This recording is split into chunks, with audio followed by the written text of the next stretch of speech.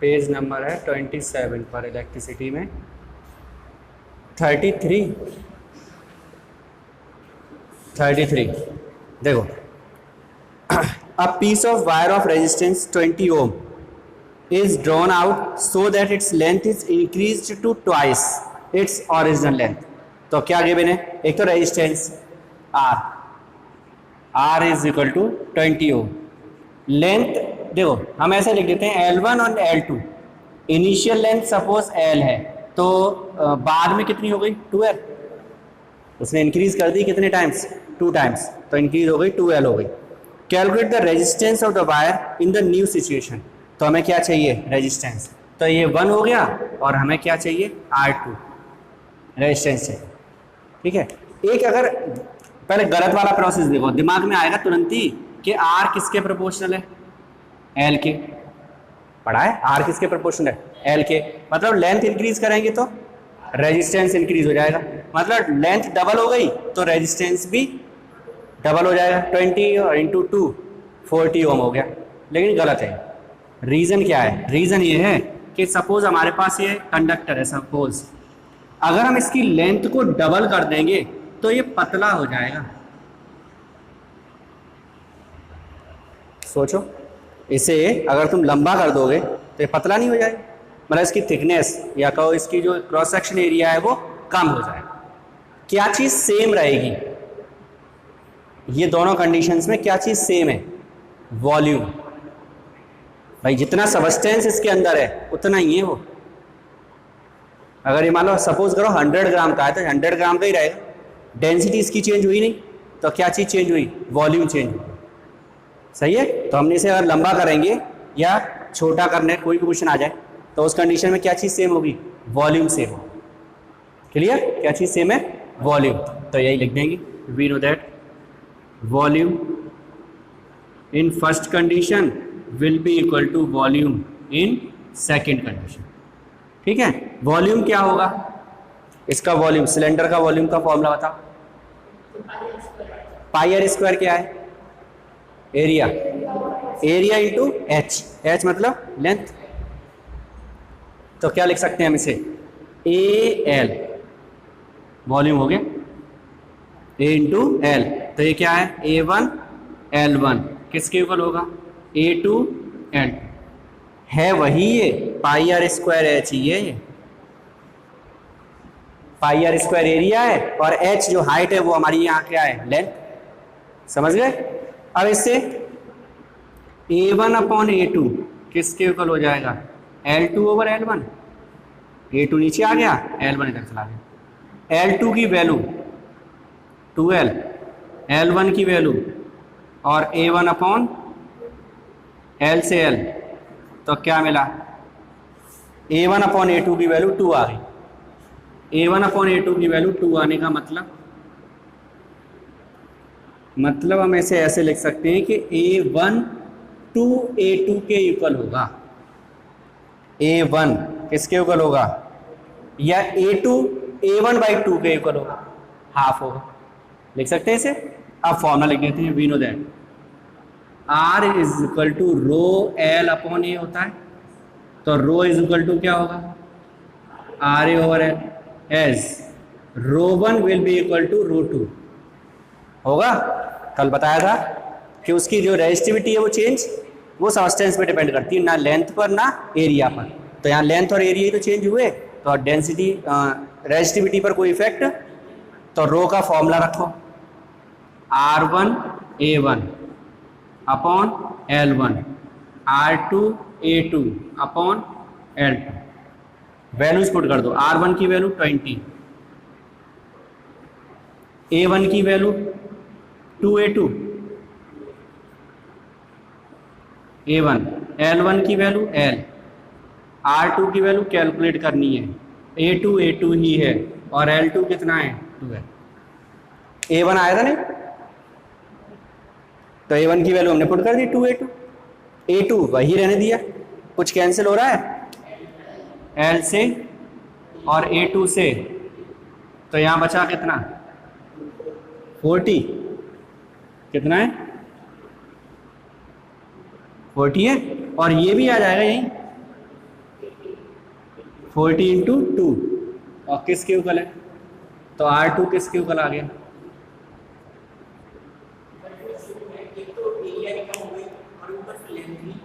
बढ़ गई, सही है, क्लियर हो गई बात है। क्या कर देते, हाँ तब हो जाता है, सही, ठीक है। तो एक तरह से समझो तो ये फॉर्मूला बन गया एक तरह से कि अगर कभी भी लेंथ और एरिया को चेंज करेगा ना तो हम इसे यूज करेंगे ρ1 इज इक्वल टू ρ2। और रिलेशन कहाँ से निकालेंगे, रिलेशन निकालेंगे इससे। तो इन दो चीजें लर्न करने वाली हैं, एक ये volume 1 is equal to volume 2 और दूसरा ये ρ1 इज इक्वल टू ρ2। किसी भी क्वेश्चन में अगर इस तरह का कंसेप्ट आएगा तो ये दो चीजें करेंगे, एक तो वॉल्यूम और दूसरा डेंसिटी, वो रेजिस्टिविटी। क्लियर हो गया, कर लो नोट। तो देखो एक चीज़ लर्न करने के लिए, जैसे हम यहाँ वैल्यू पुट ना करें, जब हमने वैल्यू पुट की है इसे मत करो, तो रिलेशन आ गया हमारे पास A1/A2 is equal to L2/L1, ठीक है। तो इसकी भी हमें नीड नहीं है कुछ भी। अब हमने इसे रिलेशन लगाया और इसके बाद यहाँ आ गए, तो अब हम यहाँ पर इस लेंथ की टर्म्स में दे रखा है तो हम क्या करेंगे, R1 ये R2 नीचे ले आए, R1/R2 और इज इक्वल टू यहाँ पर जो है उसे लिख लो A2 है और नीचे कौन है, ये L1 कहाँ जाएगा, ऊपर, और ये A1 कहाँ आएगा, नीचे। क्रॉस मल्टीप्लाई कर दिया। A2/A1 किसके इक्वल है, L1/L2। A2/A1 किसके इक्वल है, L1 तो A2/A1 को हटाओ, L1/L2 लिखो और इनटू क्या है L1/, तो ये क्या आ गया हमारे पास, ये आ गया R1/R2 is equal to L1/L2 का होल स्क्वायर। सही है। यहां पर एक चीज समझो, R1/R2 है, यही रेशियो आगे L1/L2 है, मतलब डायरेक्टली प्रोपोर्शनल है। यही तो तरीका है भाई, 1/2 उसमें भी आ रहा है, तो कैसा है, डायरेक्टली प्रोपोर्शनल। तो हम इसे ऐसे लिख सकते हैं R इज प्रोपोर्शनल टू, इसे अभी रुको, ऐसा करो पहले L1 को L, सपोज L2 कितने टाइम्स किया था यहाँ पर, 3 टाइम्स भी कर सकता था, 5 टाइम्स भी कर सकता था, मतलब हमें नहीं मालूम कितने टाइम कर सकता है क्वेश्चन। तो हम इसे क्या कर सकते हैं, NL कर सकते हैं, कितने टाइम्स कर सकते हैं, n टाइम्स हो सकता है। अब n की वैल्यू 2, 3, 4, हाफ, 1/3, 1/4 कुछ भी हो, अब यहाँ पर हम वैल्यू पुट कर सकते हैं। तो L से L क्या बचा, किसकी वैल्यू है, तो R2 किसके इक्वल आ गया, n² इंटू R2 किसके इक्वल आया, n² इंटू R1।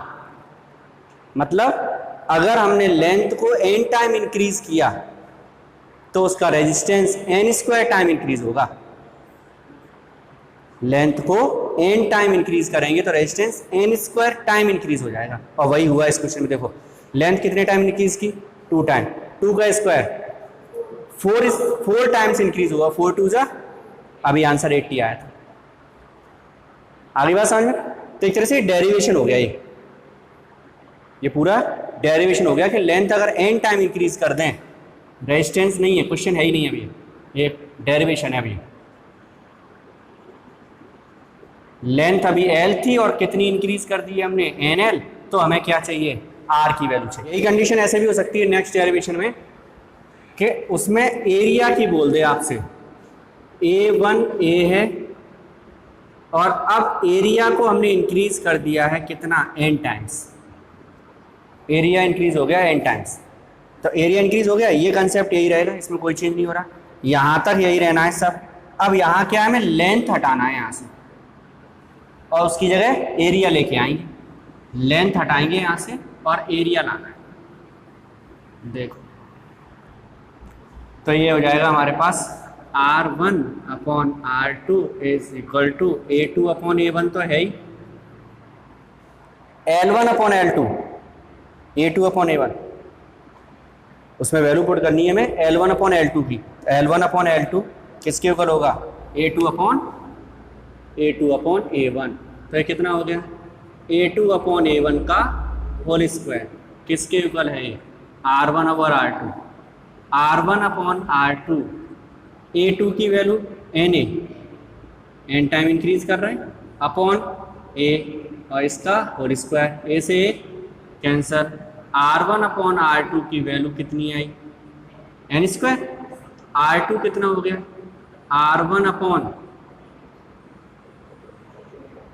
मतलब क्या हुआ कि अगर एरिया एन टाइम इंक्रीज कर दिया तो resistance n square time decrease हो जाएगा, और सही है, इन्वर्सली प्रोपोर्शनल होता है। अगर हम एरिया इंक्रीज करेंगे तो रेजिस्टेंस डिक्रीज होता है, इन्वर्सली होता है। तो कंडीशन वही है, एन स्क्वायर आ गया बस, कंडीशन सेम है। कंडीशन सेम कैसे है, आर प्रोपोर्शनल होता है एल के, ये कंडीशन है आर प्रोपोर्शनल किसके, एल के, और आर इन्वर्सली प्रोपोर्शनल किसके, जब हम लेंथ इंक्रीज करेंगे तो रेजिस्टेंस इंक्रीज होगा, एरिया इंक्रीज करेंगे तो ये डिक्रीज होगा, ए इंक्रीज करेंगे तो आर डिक्रीज होगा।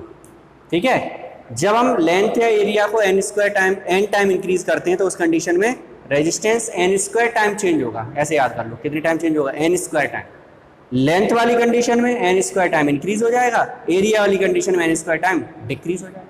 एक तो ये फॉर्मूला है R=R1 + R2 + dot dot dot dot, और एक है 1/R = 1/R1 + 1/R2 + dot dot.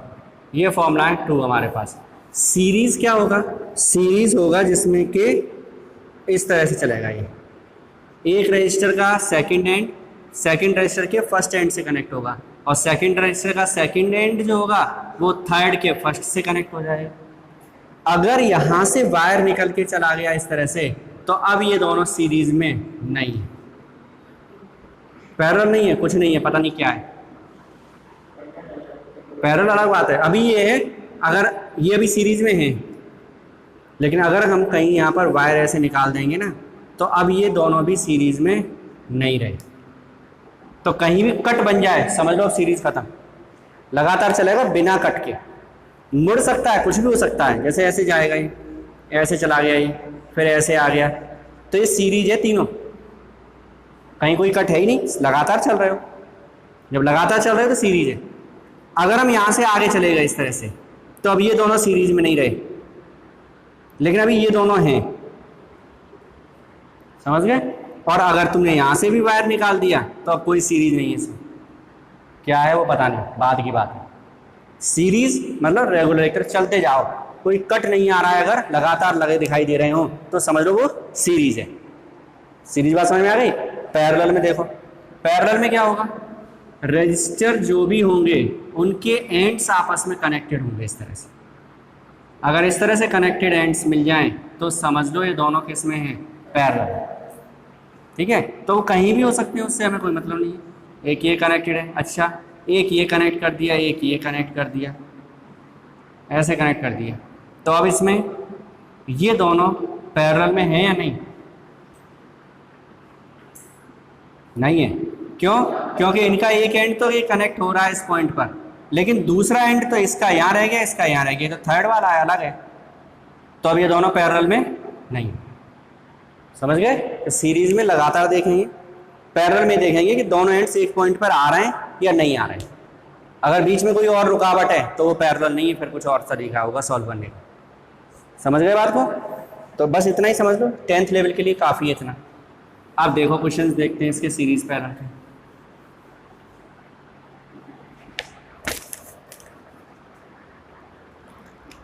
अब एक ये फिगर है,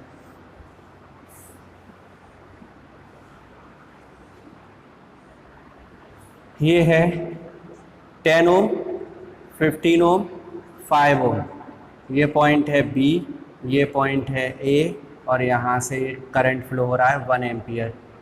ठीक है, और बस अब इसमें क्या है, दो the resistor 5 ohm, through the resistor 5 ohm current 1 ampere is flowing, 1 ampere current 5 ohm से फ्लो कर रहा है, ये इसमें बोल दिया है। अब पूछा क्या है, what is the current through the other 2 resistor, इनमें करंट पूछा है, इन दोनों में क्या पूछा है, current. What is the potential difference across A B and across A C, A B के अक्रॉस पोटेंशियल डिफरेंस, और ए सी, सी ये है, ए सी के अक्रॉस पोटेंशियल डिफरेंस भी पूछा है, ए बी और A C. And what is the total resistance, और टोटल रेजिस्टेंस भी पूछा है, इसका टोटल रेजिस्टेंस कितना होगा। तो टोटल रेजिस्टेंस तो निकल आएगा, देखो ये दोनों किसमें, पैरेलल में, और ये दोनों फिर सीरीज में। तो पहले इन दोनों को पैरेलल में सॉल्व करते हैं। क्वेश्चन नंबर है ये 16, पेज नंबर 38, पेज नंबर है 38, क्वेश्चन नंबर है 16। देखो ये हमारे पास कितने ओम का रेजिस्टेंस है, 5, ये पॉइंट है बी और ये पॉइंट है ए, करंट फ्लो हो रहा है 1 एम्पियर। अब ये दोनों सॉल्व हो गए और सॉल्व होके यहाँ पर ये आ जाएगा कोई एक रजिस्टर, सॉल्व होके आएगा कैसे, इस फॉर्मूला से आएगा, 1/R is equal to 1/10 plus 1/15। R1 हो गया 10, R2 हो गया 15, तो एलसीएम 30, 10 3 जा 30, 15 2 जा 30, 1/R। R की वैल्यू कितनी आ गई, 30/5।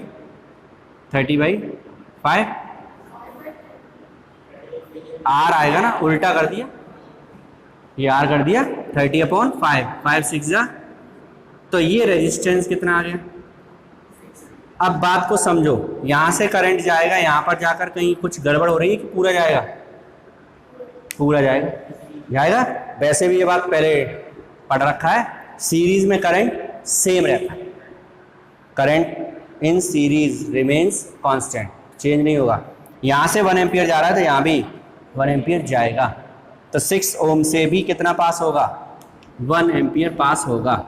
अब ये दोनों किस में आ गए, सीरीज में, तो ये पॉइंट ए और ये पॉइंट हो गया सी, ए और ये दोनों खत्म, यहाँ से यहाँ तक सीरीज में हो गया 5 और 6 11।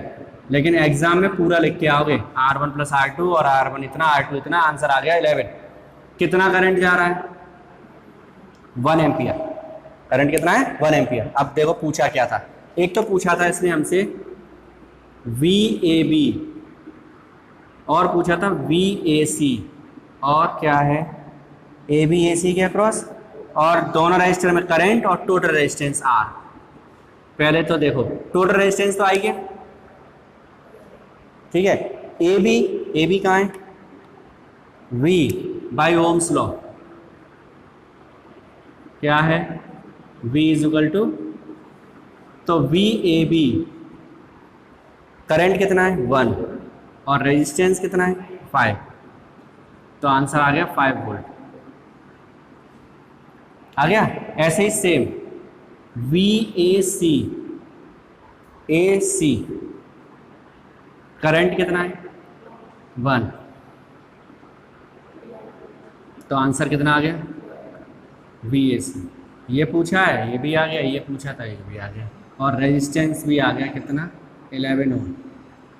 अब एक बात और पूछी है कि यहाँ से 1 एम्पियर करंट जाएगा तो इन दोनों में कितना कितना करंट जाएगा, एक तरह से I1 और I2, current in both register जो बचे हैं उनके करंट से। ये दोनों किस में, पैरेलल में क्या सेम रहता है, वोल्टेज, ठीक है। जितना रिजल्टेंट होगा उतना ही अलग अलग भी होगा। रिजल्टेंट वोल्टेज ये है हमारे पास, तो यहाँ पर भी 11 वोल्ट होगा, यहाँ पर भी 11 वोल्ट, ठीक है। लेकिन ये तो ओवरऑल है, हमें BC चाहिए, पहले BC निकाल, VBC, BC करंट 1 एम्पियर इसमें भी जाएगा, तो कितना हो गया 1 इंटू 6 वोल्ट। अब वही लिख देंगे as potential difference in parallel remains same, so potential difference across 10 ohm, 10 ohm के अक्रॉस पोटेंशियल डिफरेंस भी यही होगा कितना 6। इसके अक्रॉस पोटेंशियल डिफरेंस होगा कितना, ओम्स लॉ से I1 इंटू 10, ओम्स लॉ लगा दो, V is equal to IR, I1 into 10 किसके इक्वल है 6, I1 इज इक्वल टू 0.6, ठीक है। ऐसे ही V 15 ओम, 15 ओम के लिए क्या होगा फिर वही आई आर, आई कितना है आई टू, आर कितना है 15, तो आई टू की वैल्यू क्या होगी वी 15 कितना है, ये लो ऐसे लिख दो जैसे ऊपर लिखा है, चलो ऐसे ही लिख दो, चलो आई टी इंटू कितना आ रहा था 15 और किसके ऊपर है 6 के, तो आई टू कितना होगा 6 बाई कितना आ गया पॉइंट, मतलब 1 एम्पियर में से 0.6 एम्पियर तो चला गया ऊपर और 0.4 एम्पियर कहाँ चला गया नीचे, टोटल 1 ही आ रहा है। आगे बात समझ में, तो इसमें सारे कंसेप्ट यूज हो गए एक ही क्वेश्चन। सीरीज पैरेलल भी यूज हो गया, वो कैसे सॉल्व करते हैं वो भी हमने कर लिया। दूसरा, सीरीज में क्या रहता है करंट सेम रहता है, ये बात भी यूज हुई। पैरेलल में क्या होता है पोटेंशियल सेम रहता है, तो यहाँ पर 6 वोल्ट किसका पोटेंशियल आया था BC के लिए, तो यही 6 वोल्ट इसमें भी होगा और यही 6 वोल्ट इसमें भी होगा, दोनों में 6 वोल्ट आएगा, दोनों में 6 वोल्ट लगा दिया, आंसर आ गया। बहुत अच्छा क्वेश्चन है, क्योंकि अब जितने क्वेश्चन होंगे वो सब इसी पैटर्न पे होंगे, नया कुछ नहीं आएगा। देखो 17 क्वेश्चन इसी पेज पर है, ये है फिगर, 4 वोल्ट है, एक 6 ओम का रजिस्टर है, एक 3 ओम का रजिस्टर है और 12 ओम है यहाँ पे, और एक रजिस्टर ये लगा हुआ है 3 ओम। ये है सर्किट डायग्राम दे रखा है इन्होंने। पूछा क्या है, what is the value of current through 6 ओम। 6 ओम कहाँ है ये, इसमें करंट चाहिए हमें, करंट इन 6 ओम। दूसरा, अब पोटेंशियल डिफरेंस अक्रॉस 12 ओम, और पोटेंशियल डिफरेंस चाहिए 12 ओम के अक्रॉस, ये दो वैल्यू चाहिए, 12 भी है, ठीक है। अब देखो ये दोनों किसमें सीरीज और ये दोनों भी सीरीज, तो पहले इतना इतना सॉल्व कर लो सीरीज वाला, फिर आगे देखेंगे। अब इसे तो डायरेक्ट ही कर दे, रेजिस्टर ही बना दे रहे हैं, रेजिस्टेंस लगा दे रहे हैं, ठीक है, ब्लॉक नहीं बना रहे हैं। और एक ये सॉल्व होके आ जाएगा, 6 और 3 9 और 12 और 3 15। यहाँ पर 4 वोल्ट है, यहाँ से टोटल करंट कितना गया I, ये करंट यहाँ से जाने के बाद 2 पार्ट्स में डिवाइड हो जाए, इसमें चला गया सपोज I1 और यहाँ पर गया I2, और I2 यहाँ आ जाएगा, I1 यहाँ से आएगा, फिर इकट्ठा हो गया, कितना हो गया I2 नहीं लिखना चाहो तो यहाँ पर ये भी लिख सकते हो I माइनस I1, I आया I1 इधर चला गया, बचा हुआ है यहाँ, I2 न लिखना चाहो, I2 लिखना चाहो I2 लिखो। ये क्यों किया, इससे क्या होगा हम ये निकाल पाएंगे, कैसे बताओ सोच के।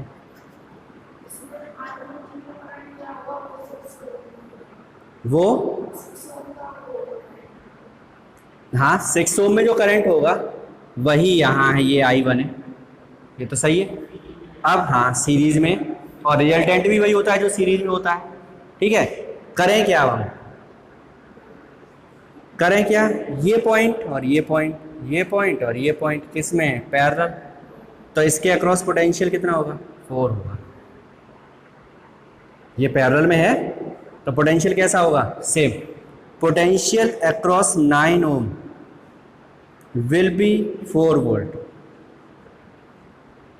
अभी वाला तरीका है वही जो अभी यूज किया हमने, V आई आर, I कितना है I1, R कितना है 9 और इज इक्वल टू क्या है, तो I1 की वैल्यू कितनी आ गई, आंसर डेसिमल में जो भी आएगा ये आ गया हमारे पास। अब क्या चाहिए, इसके अक्रॉस पोटेंशियल डिफरेंस चाहिए, इसके अक्रॉस, तो पोटेंशियल डिफरेंस किससे आएगा, V is equal to I R, तो R तो है, क्या चाहिए I ये होगा, जितना करंट यहां से जाएगा वही यहां पर होगा, तो I2 निकाल दो, और I2 भी इसी प्रोसेस से निकालेंगे। V potential of 15 ohm will be, भाई ये भी इसके साथ पैरेलल में ही है, जैसे ये पैरेलल में है वैसे ये भी पैरेलल में, तो कितना हो गया 4I2 इंटू IR लगा दिया है, V is equal to IR, I2 into 15 और किसके इक्वल है तो I2 किसके इक्वल हो गया? करंट आ गया। सो पोटेंशियल डिफरेंस अक्रॉस 12, करंट यही होगा इसमें भी, यहाँ से I आएगा, I1 इसमें जाएगा और I2 इसमें जाएगा, तो करंट इसमें भी I2 ही जाएगा। तो क्या होगा? I2 into ohm's law V equal to I R. I2 कितना है? और इंटू 3 4 जा 12, 3 5 जा 15, 16/5, 5 3 जा 15 और 5 2 जा कितना पोटेंशियल है? 3.2। अगर इसके अक्रॉस पोटेंशियल डिफरेंस है 3.2, ठीक है, तो इसके अक्रॉस कितना होगा? 0.8। कैसे आया? टोटल कितना है और यहाँ कितना है? तो बचा हुआ यहाँ होगा। चेक कर लो 4 आ रहा है क्या? आई यही है, 4/15 इंटू 5 वो 3, 4/15 इंटू 3,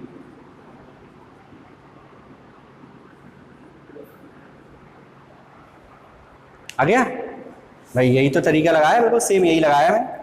I2 है इसमें करंट इंटू रेजिस्टेंस, तो कितना आ गया? 0.8। और वैसे भी दिखाई दे रहा था टोटल 4 है, इस वाले पार्ट में 3.2 है, तो यहाँ पर कितना होगा? 0.8। अगर पूछा जाता, पूछा नहीं है, पूछता तो ये भी निकाल देते। इसके अक्रॉस भी दोनों निकाल सकते हो पोटेंशियल भाई। I मिली गया तुम्हें, I1 into R, I1 into R, तो इन दोनों का भी पोटेंशियल आ जाएगा। तो अगर वो भी पूछे वो भी निकाल दें। आगे बात समझ में? तो सिंपल ये क्वेश्चन है, और यही सेम क्वेश्चन 12th में आएंगे, सेम, और वहां भी नहीं कर पाते बच्चे, ना करने वाले। ठीक है, करो।